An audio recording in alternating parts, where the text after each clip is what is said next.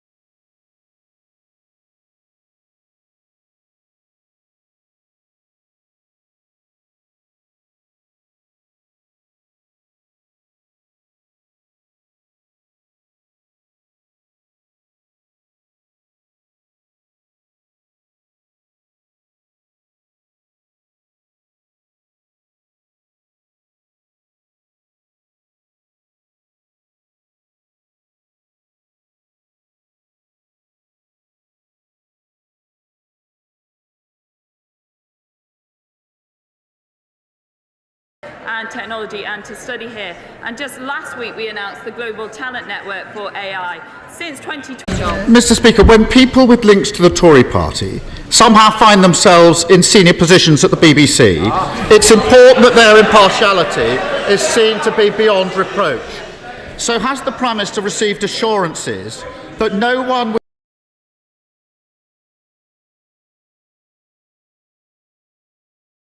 links to the position that's all match of the day effectively cancelled? Prime Minister. Mr. Speaker, as I said, these are matters. These are matters for the BBC to resolve. And it's right. It's right that the BBC, as an important institution, takes its obligations to impartiality seriously.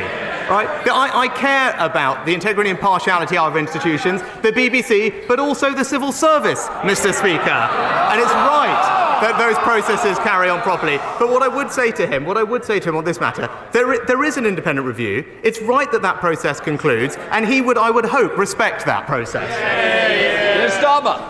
He comes here today with these mealy-mouthed platitudes, pretending the actions of his party are nothing to do with him. But the whole country saw how he kept quiet and hid behind the playground bullies while they tried to drive someone out simply for disagreeing with them. An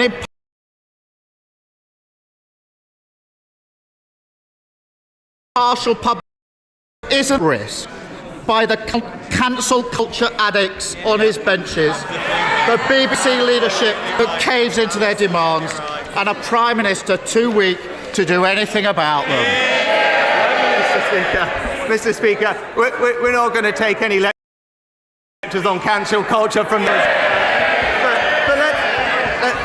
But we know what this is about, and he's avoided it in 6 questions. They're actually the substance of the issue that this underlied this tweet. And that's what has he done in this past week. The only thing he and his party have done is voted against our bill to stop the boats, Mr. Speaker.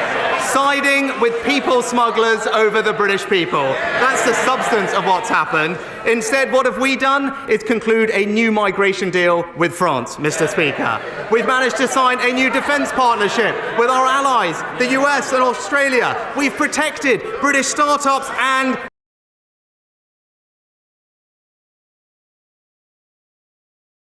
we have boosted.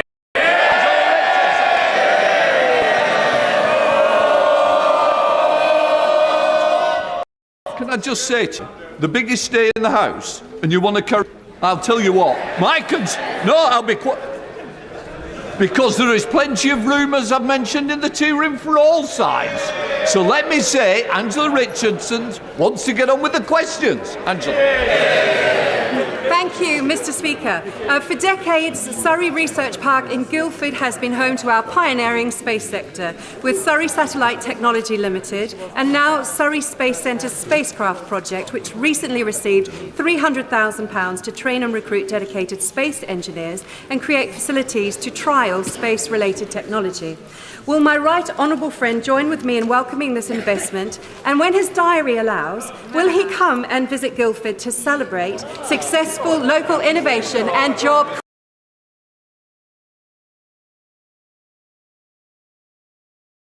creation? To invest in the UK's thriving space sector, including in her constituency, a new £6.5 million scheme to support high-impact projects. Space South Central, as she knows, is already the leading regional space cluster in the UK. There's more investment coming, and I look forward to either visiting myself or the Minister of State for Science, Innovation and Technology to make sure that her companies get the recognition they deserve. SNP Leader Stephen Flynn. Mr. Speaker, on Monday, as households in Scotland were awakening to freezing temperatures, they were met with the news that the electricity grid had been upgraded in order to meet the power demands of the Prime Minister's new swimming pool. So may I ask him, was it whilst he was taking a leisurely dip that he decided to leave households drowning in their energy bills? Prime Minister. Mr. Speaker, thanks to the actions of this government, what we have provided is over £300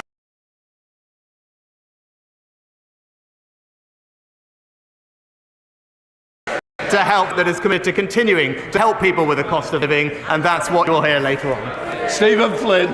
You've got to wonder what planet he's on, Mr. Speaker, because for households in haven't been frozen at £2,500. Indeed, the average bill in Scotland has been closer to £3,500, and near tripling in just under 2 years. But worse than that, the Chancellor is about to get to his feet and announce that the £400 energy rebate is about to be scrapped for everyone, not just in Scotland, but right across these aisles. So is it not the case that the Tories aren't freezing energy bills, they're looking to freeze households? Mr. Speaker, actually, the government is delivering for people across the United Kingdom. Energy bills have been our priority, which is why over £1,000 of support, which is benefiting households in every part of our country. But he talks about delivery. It's now clear that we know, because of the SNP,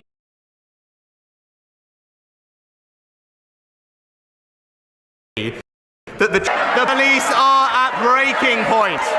The police are at breaking point, and the NHS in Scotland experienced the longest ever waiting list. Mr. Speaker, that isn't even my assessment. That's what we learned in the SNP's leadership debate last week. Aaron Bell. Thank you, Mr. Speaker. Independent retailers are the lifeblood of our high streets and critical to the regeneration of our town centres, so we cherish and celebrate the entrepreneurs who set them up and run them. With that in mind, would the Prime Minister join me in congratulating the winners of my recent competition to find Newcastle's best-loved independent shops and market stalls, namely Tony Price Quality Butchers, McJulie's, Cheeky Cheesecakes, and the overall winner, Anasma Greek Bakery, who only opened in January 2021 and are already expanding to a second site. Well, I agree with my honourable friend about the incredible benefit that small businesses and independent retailers bring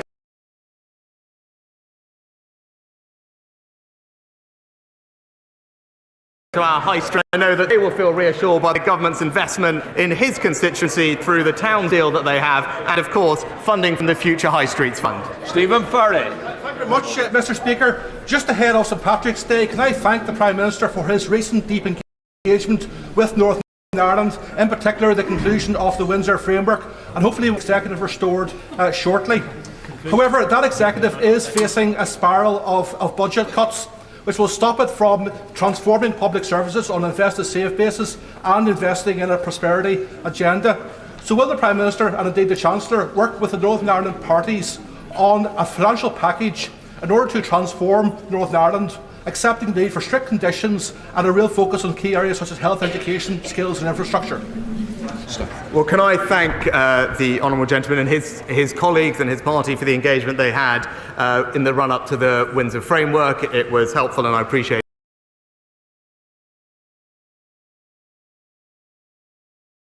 his constructive work closely with all Northern Irish parties, leading discussions on a wide range of issues, including the public finances, because I believe what the honourable gentleman believes, that the people of Northern Ireland need and deserve effective, accountable, devolved government up and running as quickly as possible, and I hope that those talks can be constructive in leading to that aim. Bob Blackman.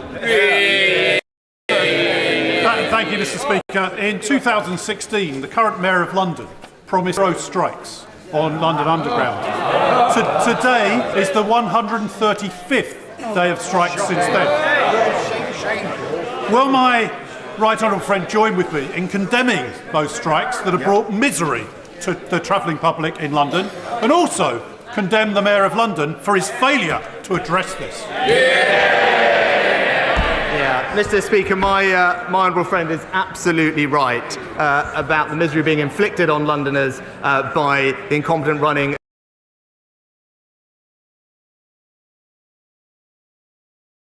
of TfL, which will provide respite for the hard-working British public. The Mayor of London, since the pandemic, has received £6 billion of additional funding for transport services. So for us to be in the situation that we find ourselves in today is simply unacceptable. Daisy Cooper. Thank you, Mr. Speaker. An investigation reported in The Guardian and the BBC revealed that in the last year, on more than 450 instances, sewage was leaking into cancer wards, maternity units and A&E departments. Without urgent action, the legacy of this Conservative government on the NHS will be an image of a nurse cleaning up sewage around a patient in a crumbling hospital. Will the Prime Minister commit to that pledge of building 40 hospitals by 2030, including in West Hertfordshire? And will he establish a fund to repair those hospitals that are in a dire state of disrepair? Mr. Speaker, we are investing record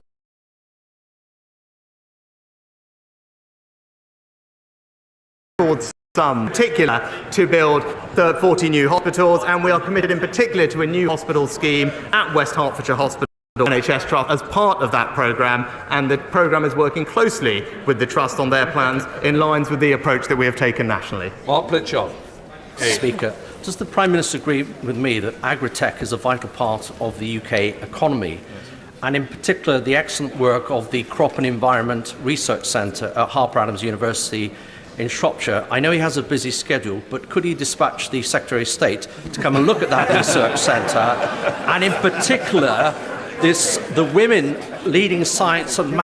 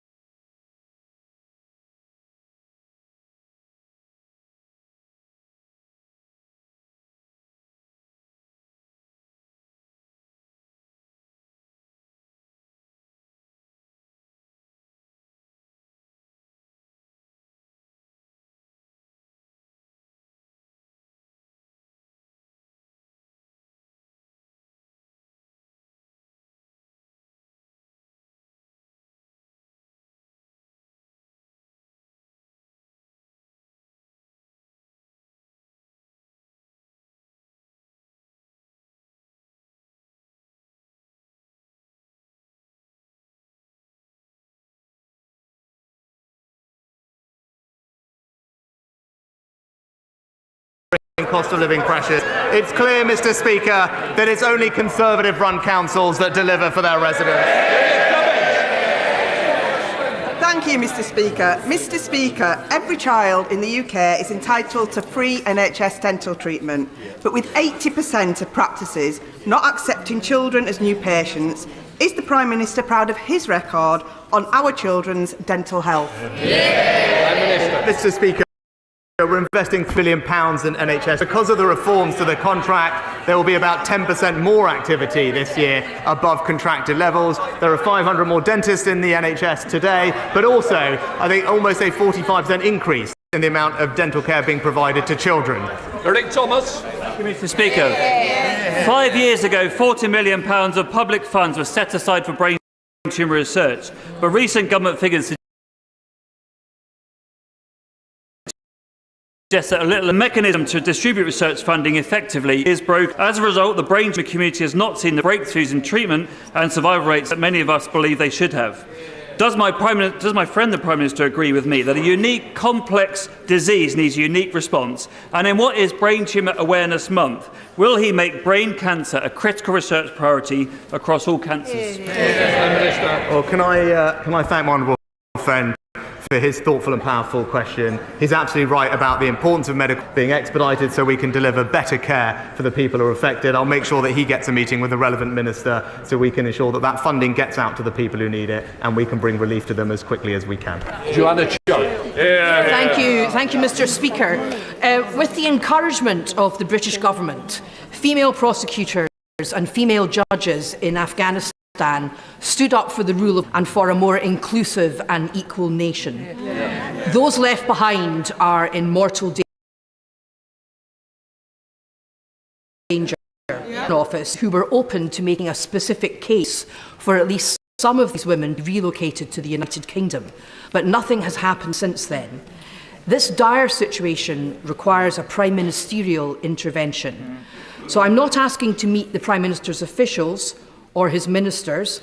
I'm asking him directly, will he meet with me to see what we can do for these women? Prime Minister. I'm very happy to meet with the Honourable Lady, and she will know that we take our obligations to those who helped and served in Afghanistan extremely seriously, both through the ARAP scheme and the ACRS scheme. We have already brought 20,000 refugees from Afghanistan to the UK. We've worked closely with the UNHCR and others on those legal routes, but I'd be happy to meet with her to ensure that we're targeting our compassion, our generosity on the people who most need it and not those who are coming here illegally. Caroline Ansell. Mr. Speaker, at the height of the pandemic, centre-assessed grades allowed our young people to move forward with their lives.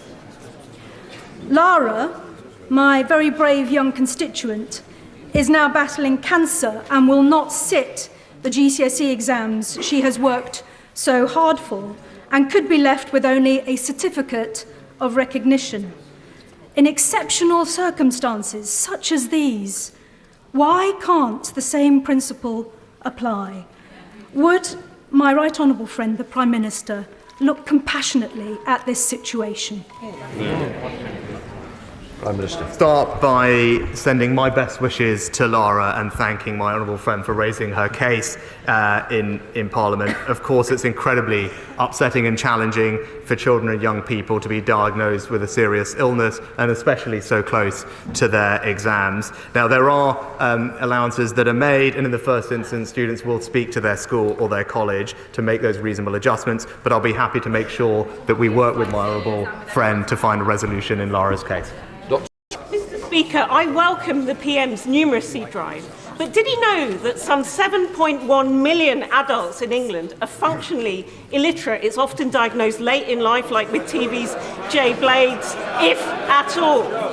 So would he thank the entirely voluntary Read Easy, who are turning this round at just £250 cost per new reader, and commit to a national strategy for eradicating this problem that's costing our economy $25 billion a year in lost competitiveness? Well, Mr. Speaker, I agree with the Honourable Lady. Literacy and numeracy are critical for adults to be able to participate both in society and the economy. I'm happy to praise Read Easy for the work that they do. I look forward to learning more about them. But the best way to solve this problem is to ensure that our young children get the reading skills and training and education that they need. And I'm so pleased that because of the reforms introduced by this previous Conservative governments, particularly with phonics, we have now marched up the international league table and have some of the best results for reading that we've seen in a very long time. Richard Fuller. Thank you, Mr. Speaker. More than a quarter of the economic output of this country is in sectors overseen by some of our major regulators, such as Ofwat and Ofgem. But historically, there's been very little in the way of oversight to say whether they're doing a good job or a bad job, whether they're achieving international best practice or not. So can the Prime Minister look to see what he can do to address this historical oversight and enable regulators to play their part in ensuring economic growth? Well, Mr. Speaker, as always, my honourable friend makes a very thoughtful point, and he's absolutely right about the importance of our regulators in driving growth, competitive investment in our economy. I know the Chancellor will have something to say on this later on, but he should rest assured that we will keep at it to make sure that there is accountability and oversight of our regulators. We all want to see more growth in our economy, and they need to play their part in delivering it. Reb Stringer. Mr. Speaker, 20 years after defeat in the Second World War, the first Japanese bullet train travelled the 300 miles from Tokyo to Osaka at 200 miles an hour. Isn't it a measure of the government's incompetence, lack of commitment to the regions, lack of commitment to infrastructure, that it is now expected that 24 years after a Conservative Transport Secretary announced that HS2 would happen, that Birmingham, Manchester and London will not be linked by that time? Mr. Speaker, we're actually delivering the biggest rail investment. Mr. Speaker, the biggest rail investment since the Victorian era. I'll just gently point out to the honourable gentleman, compared to when Labour were last in office, the investment going into the north is 30% higher every single year under this Conservative government. We are delivering for communities across the north with more trains, more buses, more stations and more roads, because a Conservative government doesn't just talk about it, it gets on and delivers it. Sir Robert Neal. Thank you, Mr. Speaker. I hope very much that later today we'll hear news of help for motorists and small businesses. But for motorists and small businesses in Bromley and the rest of outer London, they're going to be hard hit later this year by the Mayor of London's stealth tax in the form of an ultra-low emission charge. Costs money and jobs. Isn't it time to revisit the Local Government Act and revise it so that such charges can only be imposed on London boroughs with the consent of the boroughs themselves? Well, Mr. Speaker, my honourable friend makes an excellent point, and it's right that the Mayor of London should listen to the voices of commuters, of families and of small businesses as he inflicts his damaging tax on them. This government will always be on the side of those people, and this budget will deliver for them too. And completes Prime Minister's questions.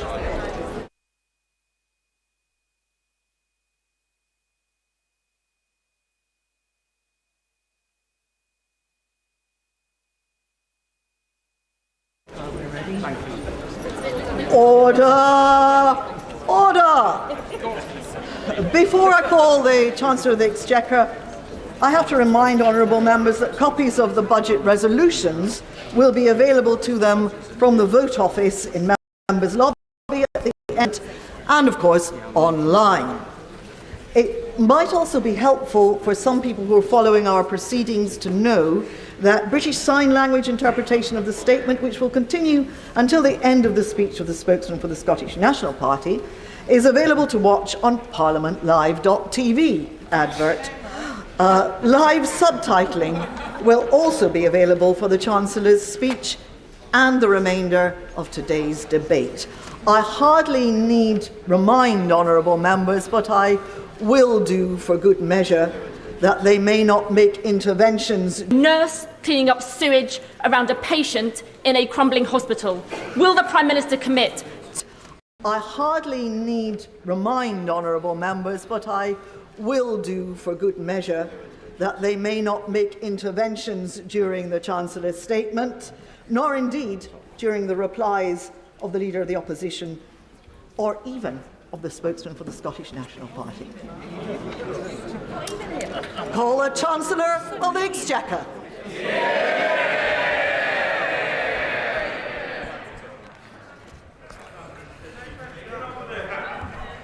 Madam Deputy Speaker, in the face of enormous challenges, I report today on a British economy which is proving the doubters wrong. In the autumn, we took difficult decisions to deliver stability and sound money. Since mid-October, 10-year gilt rates have fallen, debt servicing costs are down, mortgage rates are lower and inflation has peaked. The International Monetary Fund says our approach means the UK economy is on the right track. But we remain vigilant and will not hesitate to take whatever steps are necessary for economic stability.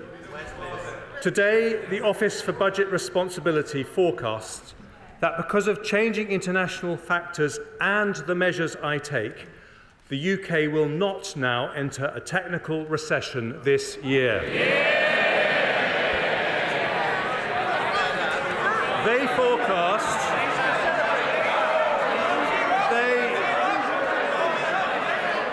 forecast we will meet the Prime Minister's priorities to halve inflation, reduce debt and get the economy growing.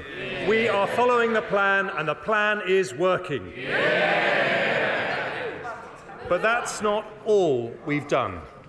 In the face of a cost of living crisis, we have demonstrated our values by protecting struggling families with a £2,500 energy price guarantee, one-off support and the uprating of benefits with inflation. Taken together, these measures are worth £94 billion over this year and next, one of the largest support packages in Europe. That averages, Madam Deputy Speaker, over £3,300 of cost of living help for every household in the country. Today, we deliver the next part of our plan, a budget for growth. Not just the growth that comes when you emerge from a downturn, but long-term, sustainable, healthy growth that pays for our NHS and schools, finds jobs for young people and provides a safety net for older people, all whilst making our country one of the most prosperous in the world. Prosperity with a purpose, and that is why growth is one of the Prime Minister's 5 priorities for our country. I deliver that today by removing obstacles that stop businesses investing, by tackling labour shortages that stop them recruiting, by breaking down barriers that stop people working, and by harnessing British ingenuity to make us a science and technology superpower. I start with the forecasts produced by Richard Hughes and his team at the Independent Office for Budget Responsibility, who I thank for their diligent work. They have looked in detail at the Prime Minister's economic priorities. The first of those is to halve inflation. Inflation destroys the value of hard-earned pay, deters investment and foments industrial strife. This government remains steadfast in its support for the Independent Monetary Policy Committee at the Bank of England as it takes action to return inflation to the 2% target. Despite continuing global instability, the OBR report today that inflation in the UK will fall from 10.7% in the final quarter of last year to 2.9% by the end of 2023. That is more than halving inflation.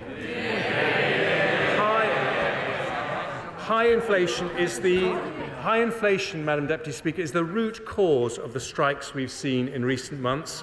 We will continue to work hard to settle those disputes, but only in a way that does not fuel inflation. Part of the fall in inflation predicted by the OBR happens because of additional measures I take today. Firstly, I recognise that even though wholesale energy prices have been falling, there is still enormous pressure on family finances. Some people remain in real distress, and we should always stand ready to help when we can. So after listening to representations from Martin Lewis and other experts, I today confirm that the energy price guarantee will remain at £2,500 for the next 3 months. This means the £2,500 cap for the typical household will remain in place when energy prices remain high ahead of an expected fall in prices from July. This measure will save the average family a further £160 on top of the energy support measures already announced. The second measure concerns over 4 million households on prepayment meters. They're often the poorest households, but they currently pay more than comparable customers on direct debit. Ofgem has already agreed with suppliers a temporary suspension to forced installations of prepayment meters, but today I go further and confirm we will bring their charges in line with comparable direct debit charges. Under a Conservative government, the energy premium paid by our poorest customers, our poorest households, is coming to an end. Next, I have listened to representations from the honourable members for East Devon, North Cornwall, Combe Valley and Central Suffolk and North Ipswich about the risk to community facilities, especially swimming pools, caused by high costs. When times are tough, such facilities matter even more.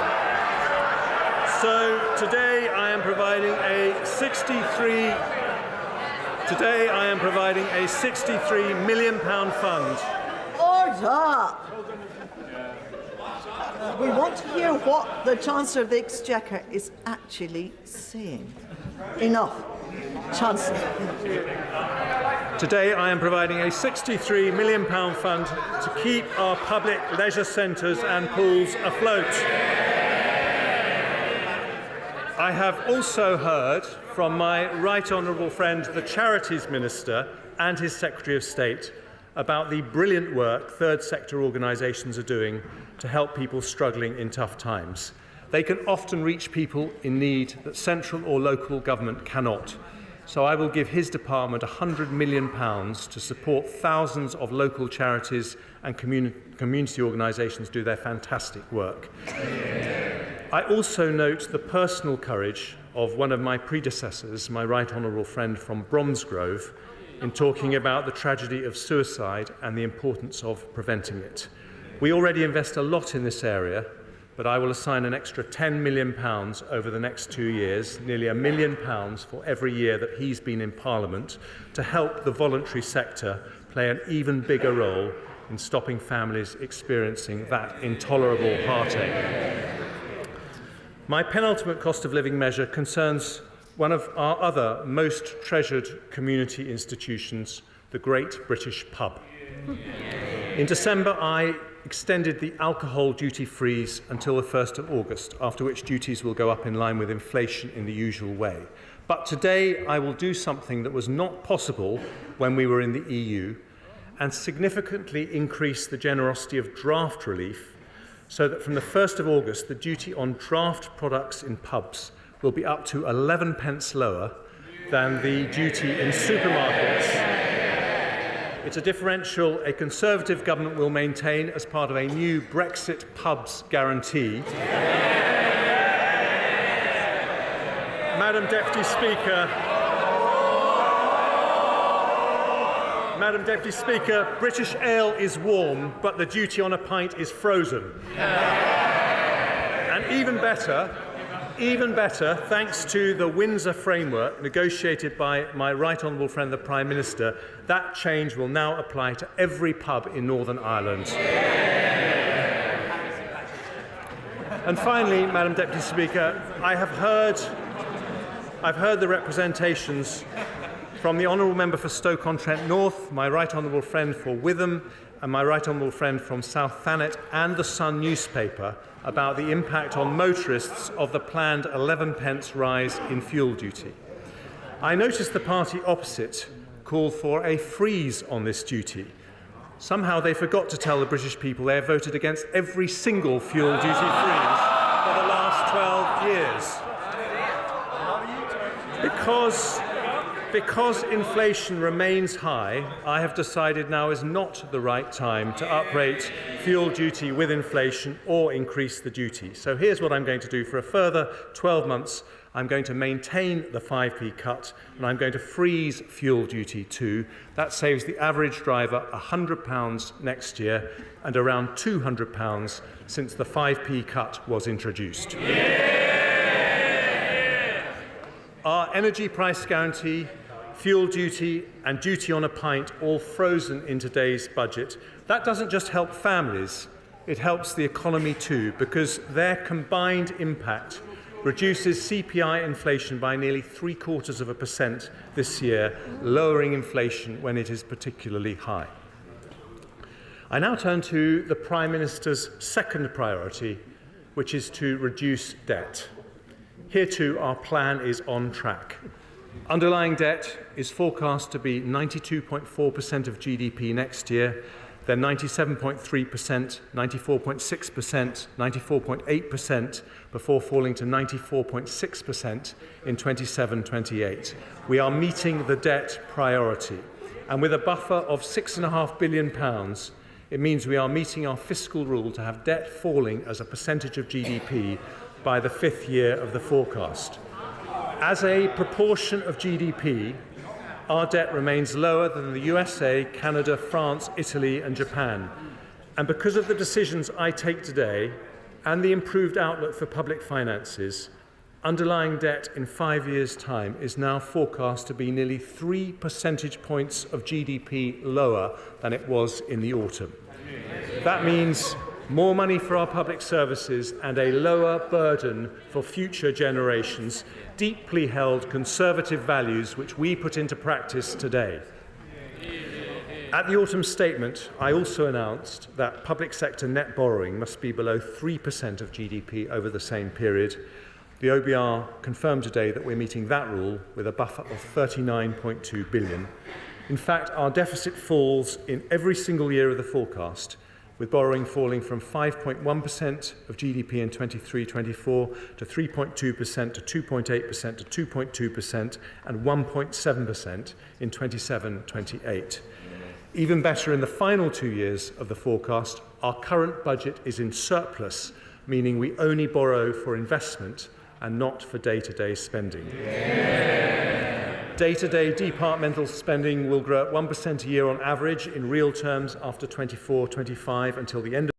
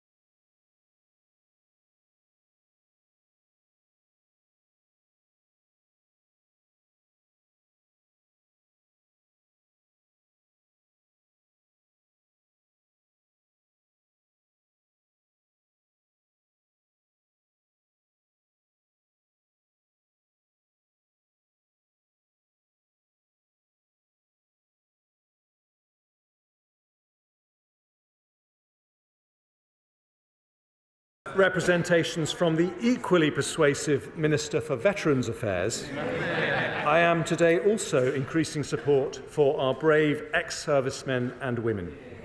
We will provide a package worth over £30 million to increase the capacity of the Office for Veterans Affairs, support veterans with injuries returning from their service, and increase the availability of veteran housing.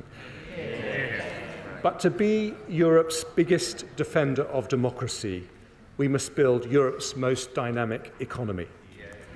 That means tackling our long-standing productivity issues, including two in particular which I address today: lower business investment and higher economic inactivity than other countries.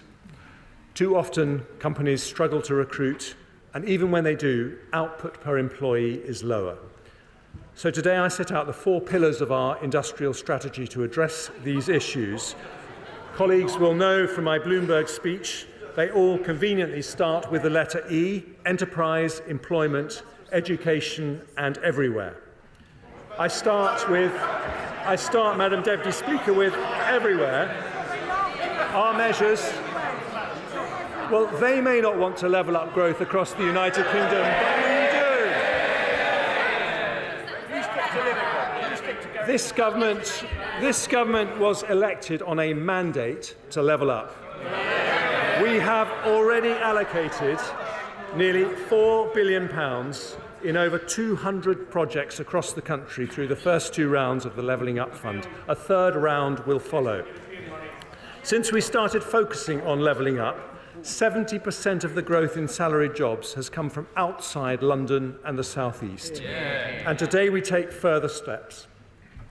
Canary